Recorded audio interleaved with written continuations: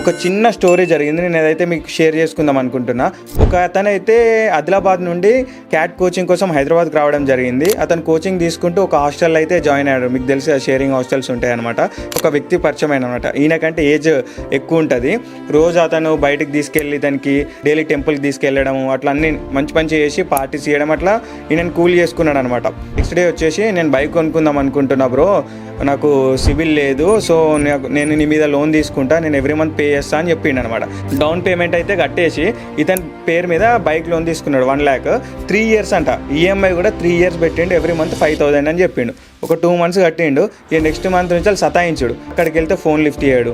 దాని తర్వాత రోజు అడగంగా నేను గట్ట ఏమన్నా చేసుకో అని అన్నాడు. ఇతనైతే ఈఎంఐ కడతలేడు అనమాట. మనోని పేరు మీద బైక్ ఉన్నది. మళ్ళీ ఆడు రేపు ఫర్దర్లో ఏం చేసినా, బైక్ ఎవరికైనా గుద్దినా, ఏం చేసినా, ఏదైనా ఓనర్ ఎవడంటే వీళ్ళు నచ్చి వేసుకోపోతారనమాట.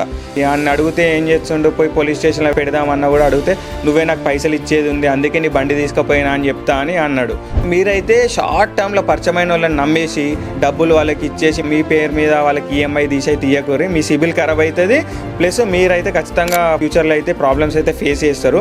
ఎవరికైతే డబ్బులు అయితే తీయకూరబ్బా, మీరైతే ఖచ్చితంగా జాగ్రత్త ఉంటారు. చలో గైస్, ఇలాంటి మోర్ ఇన్ఫర్మేషన్ వీడియో కోసం అయితే మన పేజ్ని అయితే ఫాలో అవ్వండి.